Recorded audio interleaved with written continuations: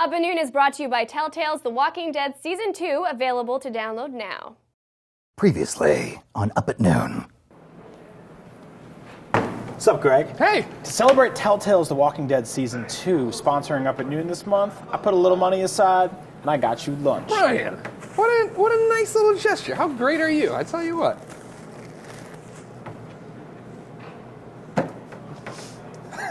That's good. How much do I owe you?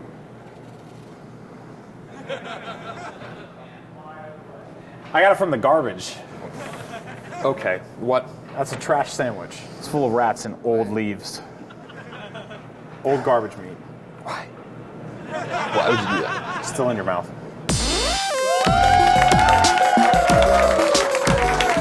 What's up, everybody? Welcome to Up at Noon. And for a garbage sandwich, it wasn't half bad. Now, are you guys over there ready for a supersized episode? Yeah! Great. Up at Noon lead writer Brian Altano is here to break down the Candy Crush trademark lawsuit. Then, voiceover star Adam Harrington is here to talk about being Bigby in The Wolf Among Us. Then, video game legend Tim Schafer is here to talk about his latest adventure game, Broken Age. But first, news you care about.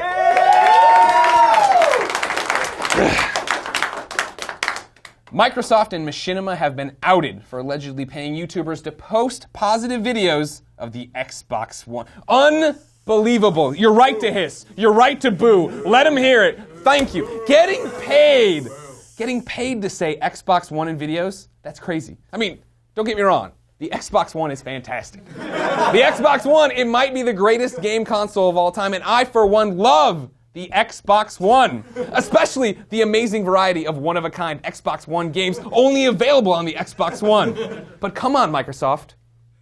Come on.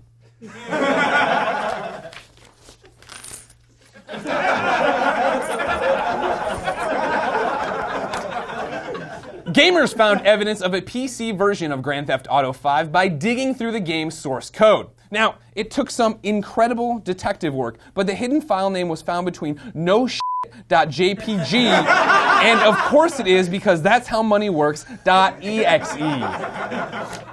It's coming. It's always coming. You just got to be patient a little bit, all right? The producers of the movie adaptation of 50 Shades of Grey confirmed that the film will have less sex in it than expected because they didn't want it to become, quote, too gratuitous.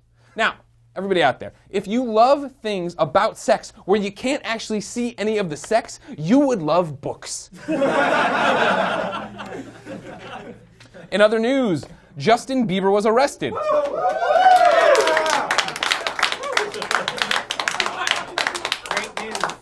And finally, Candy Crush developer King.com has done the impossible and trademarked the word candy, leading Apple to start serving notifications to other game developers on the App Store that use candy in their titles. Yes, they are trying to own the word candy. These are dark times, everybody. For more on what this means, we go to Up at Noon lead writer Brian Altano. Brian. Wow. Thanks, Greg. I totally agree with them. No, I'm just kidding. This is complete bullshit. Thank you, Brian, for being rational. I mean, what the hell are they thinking? Candy Crush is a Match 3 game, but it's not the first Match 3 game ever made. It's actually the 7 millionth Match 3 game ever made. And now they're claiming copyright infringement. That's like anyone saying, I'm making a Harlem Shake video, and then suing everyone else that made a Harlem Shake video. It's pathetic. It's about as pathetic as making a Harlem Shake reference in 2014. True. But Brian, even a 5-year-old would think this situation is ridiculous. I mean, why trademark the word candy? A million things have the word candy in them. Greg, because why would you concentrate on making your games more inventive when you can instead concentrate on inventing more inventive ways to screw over everyone else that's more inventive than you? Think about it. And that's exactly why I'd like to debut my newly trademarked game. It's called Super Angry Battle Call Theftcraft 2014, 2015, 2016 edition. Damn right.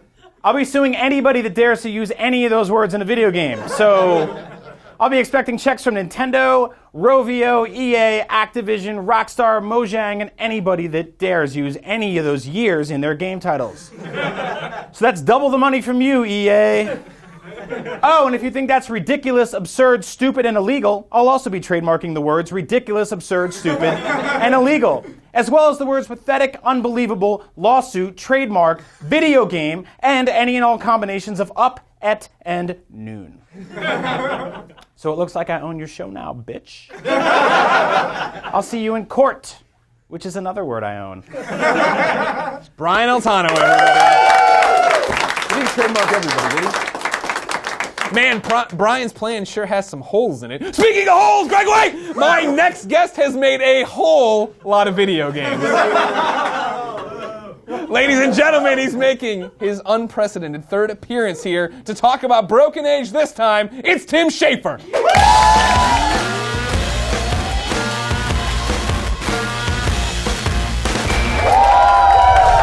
I live and breathe, Tim Schafer. Good to see you here. Unprecedented third time. Yes. The first two times you came on, you're talking about your Kickstarter and this adventure game you were working on. I'm glad that's behind us. Yeah. What do you want to talk about now? Something brand new. Something. We did this Kickstarter. And it's finished halfway. Hey! Now. Oh, right. I remember a lot of news you. stories about this. Yeah, Tim Schafer went back on his word and his fans. Oh, yeah, that's what it was. Yeah. All right, bring me up to speed. Broken Age. It's finally upon us. It is an adventure game. Yes. We Kickstarted it. Yes. And now the first half is out to the backers, and it's going to be released to the public on Tuesday. That's soon. That's tomorrow. Super soon. Oh, my gosh. Yeah, we post on Mondays. Oh, right. How's my heart? Just like, what? Okay. Like, I expect Rosenbaum to show up next week and know nothing about the show. You've been here 3 times. I know. I'm like that lava lamp. I've been on here more than that lava lamp. 100% true. Yeah. Right. So, just know your place, lava lamp. I don't think it's going to step to you yet. I've played this Broken Age. Oh, thanks for playing.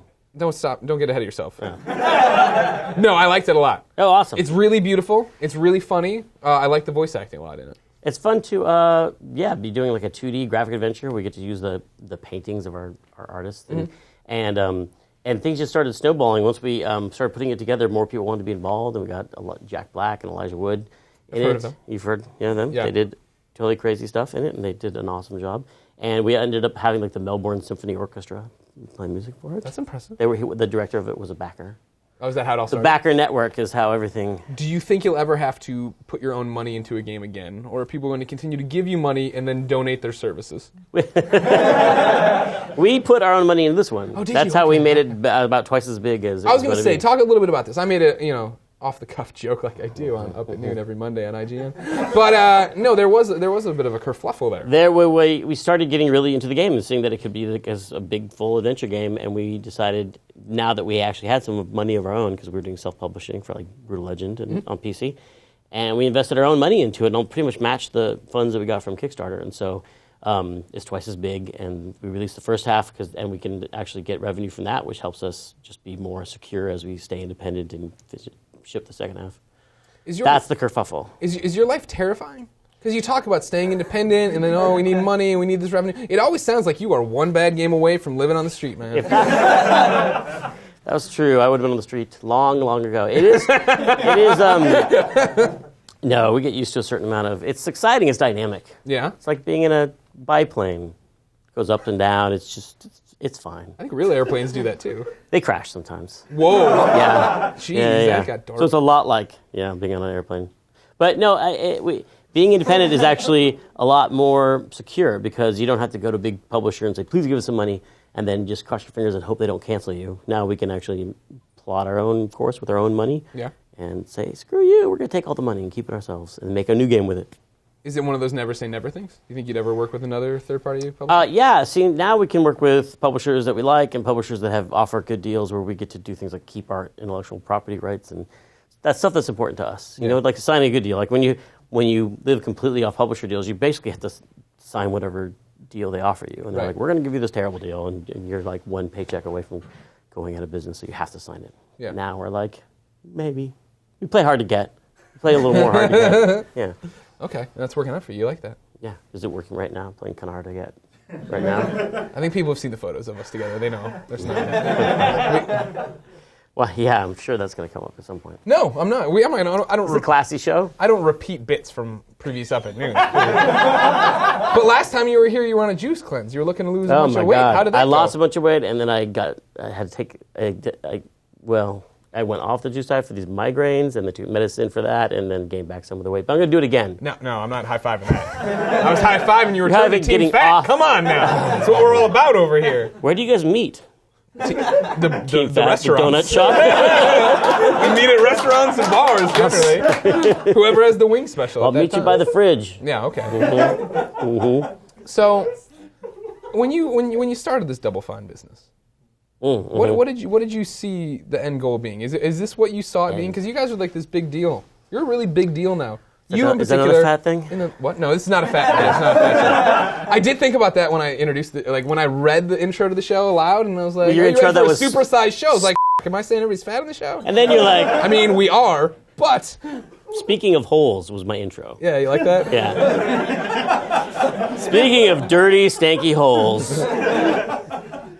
Here's Tim Speaking of Schafer. holes that are tough to fill. Yeah. Here's Tim Schafer. Man, this has gone off of crazy. Yeah, so my end goal. I didn't really have an end goal. I just wanted to make Psychonauts. Like I just had this game. I was like, I want to make it. I guess you have to make a company in order to make a game, and so that's what happened. So that was for that moment is as far as you were thinking ahead.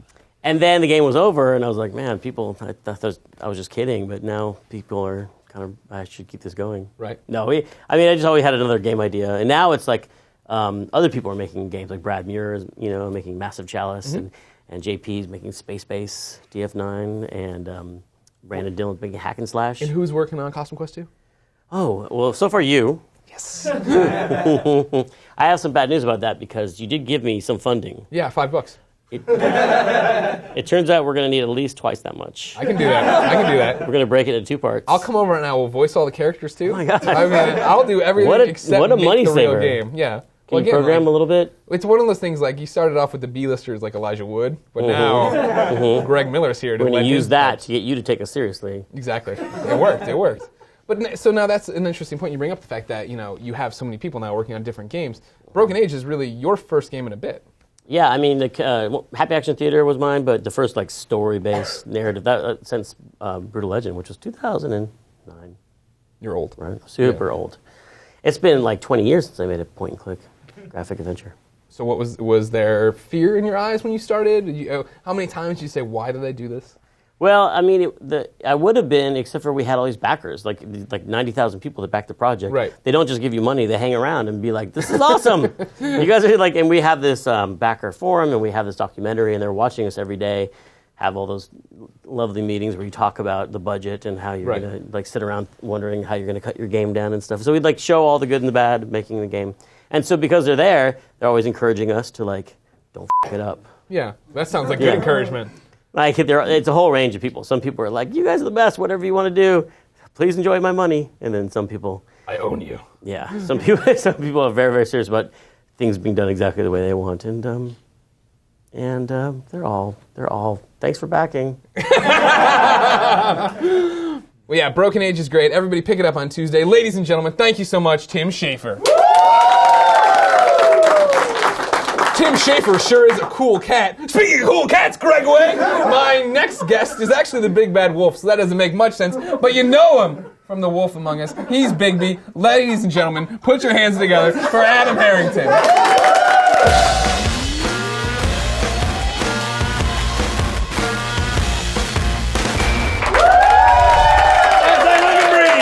Adam Harrington, how are you, sir? I'm great. Finally got a game big enough to warrant coming on Up at Noon. Right, you're here, of course. You're here, of course, for The Wolf Among Us. You're Bigby. You're the star of the game, Big Bad Wolf. Yep. Before that, you've been in a few little games. You're in the Walking Dead. You're in this thing called LOL, Laugh Out Loud. I'm not sure. What is that one? League of Legends. Any summoners here? Who are you in League of Legends? Mordekaiser. Oh, of course. How would I not know that? I'm such a big League of Legends. Shaco. Actually, we were just doing some Joker laughs. Shaco is kind of loosely based on the Joker. Hello, kiddies. How are you today? You are just a scary guy. So let's start with the most recent, the most important stuff right now for us. Well, I'm not on a juice cleanse. I could be, but my game may have nudity. Yes. All right. Yeah, The Wolf Among Us. When did you get involved with the project?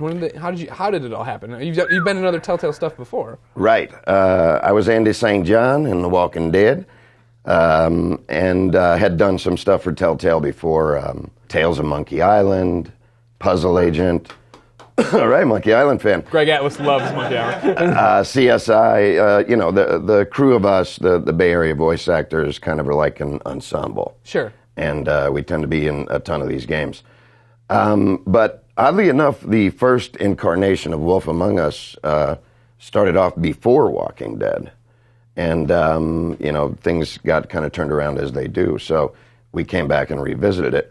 I was actually the woodsman before I was Bigby, before I booked Bigby. So you're two characters. Yeah.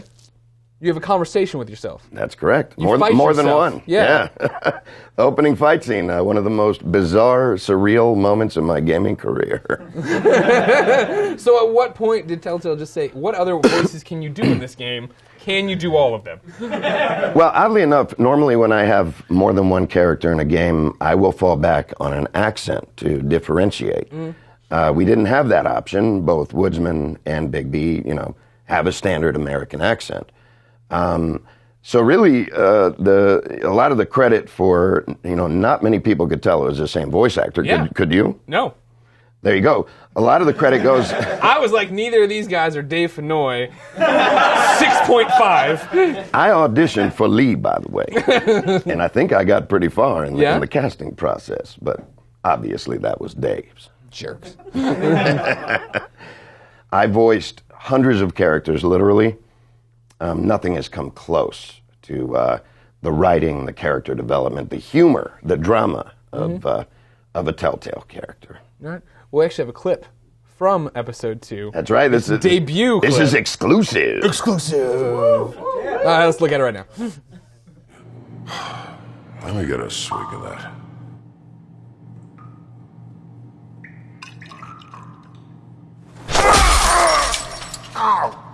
God. I'm cutting your throat next. I can't wait to catch you walking down a blind alley some night. Oh, man. What was the plan? Who's behind this? You're really enjoying this, aren't you, Wolf? This barbarian knows more than he's letting on. Find the door or shut the hell up. Out of my way. I'll show you how it's done.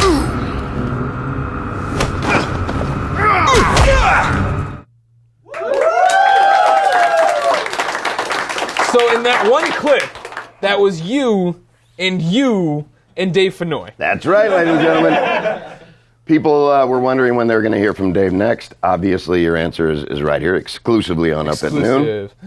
And, Dave's a big hero of mine. Eric Bra and I, we have a little show on YouTube. We were lucky enough to go down to his studio in L.A. and interview him. And the guy's amazing. But, I was Andy St. John in The Walking Dead, and we shared an amazing scene in episode 2.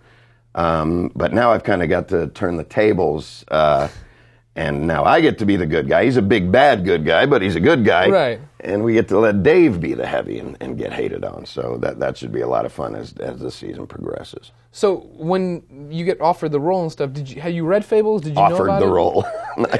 When you demanded the role. I had to work my butt off for that role. What was the question? Did you know Fables the comic? No. All these months of auditions flood back. The anger rises. It was an amazing process, and it wasn't easy at times, but it certainly paid off. But no, I hadn't read Fables, but I was aware of it. Yeah. The same with The Walking Dead, though. I like to research, something if there's any material to research. And so, with The Walking Dead, I started reading a couple with the intention of just skimming it. Ended up reading the whole first compendium. And the same with Fables. I started reading it, and it was just amazing. And next thing I know, I'm 80, issues in. So then, does that give you, I guess, more of a drive or more of a concern about taking on a character? Fables had been established for so long, right? Before Telltale was like, we're going to do the video game, then let alone before the game came out. Yeah. Now, again, these are universes, both games are universes that have existed prior, and we are canon to both, but Andy St. John was a purely, Telltale character, so there wasn't a lot of pressure there. definitely no expectations. Bigby, different story. Before that first episode came out, I was probably more nervous than I have been about anything in my whole life, yeah. And, of course, my luck, I did a little research, right away to sort of get a feel of what people were thinking. And the very first review I came to, Harrington's Bigby's awful. He sounds nothing like Bigby. He sounds nothing like the fictional character I've had in my head. Yeah, exactly. And of course, I freak out and I obsess over that. But then, thank God, the fans spoke up. Folks like you spoke up, and it's been an amazing ride since. Now, you talk about, the most pressure you've had in your career, this thing you've been...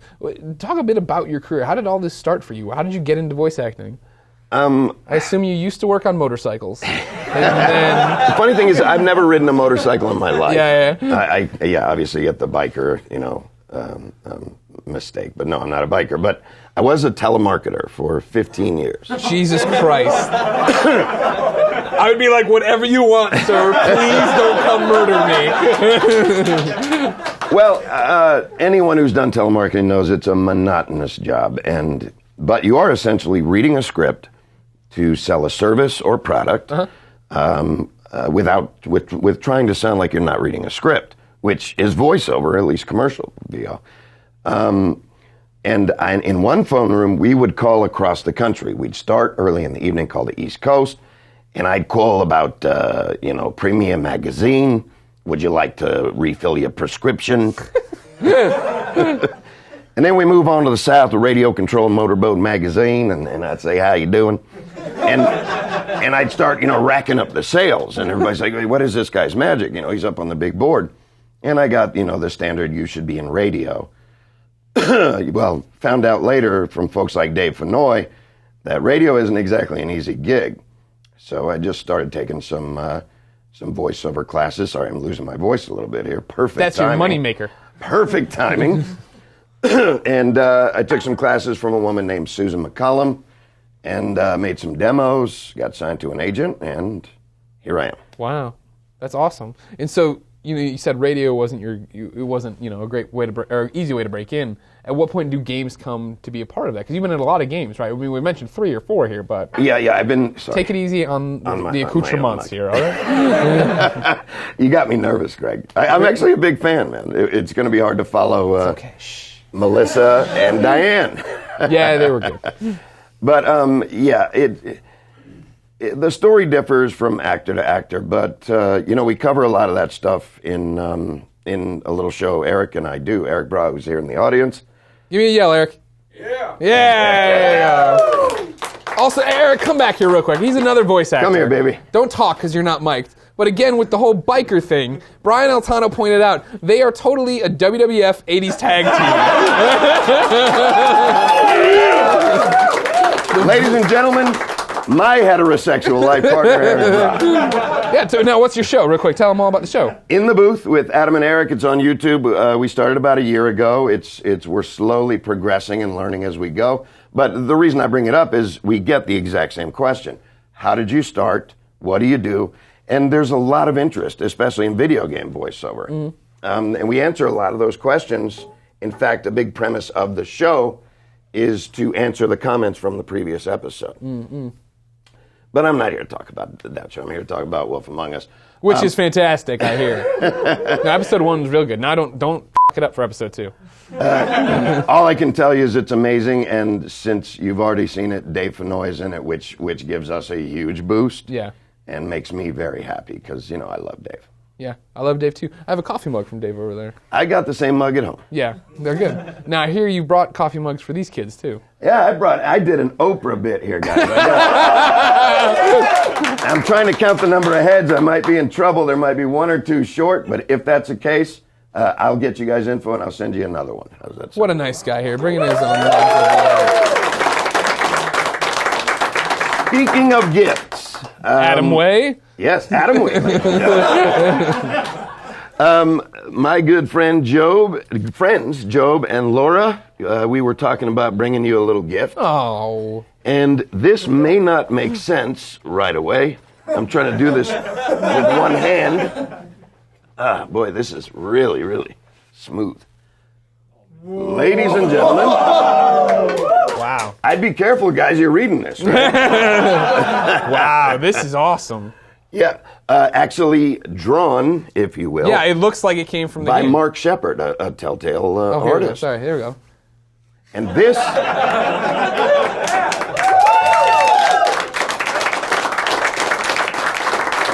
Now I can't give too much away, but this little stick, this cricket bat you have in your hand, plays a major role in episode 2. Wow, that's awesome. Usually people bring junk. Like this. Well, ladies and gentlemen, Wolf Among Us, episode 2 is out very soon. When's it out? Boy, that's the question, Tell isn't us. it? When's it out, huh? I told you shouldn't have given him this thing until I'm gone. Well, it's out soon. We've seen that news story. Yeah, I'd say real soon, guys. right. Like, real soon. You wouldn't have seen that clip if it wasn't coming out soon. Well, you are awesome in it. Thank you so much for coming, Adam. Thanks for having me, Greg. Origami. Thank you to Brian Altano, Adam Harrington, Tim Schafer, and you, my audience. If you want to be in that audience, go.ign.com/up@noon for details. As always, Brian and I will be responding to comments the first hour this video is live, so come tell us your favorite Adam Harrington voice. Mine is when he does a little character called Dave Fennoy. We'll be back next week, Monday at noon, with Smallville's Lex Luthor, Michael Rosenbaum. But until then, going back to bed, AdamHarrington.com.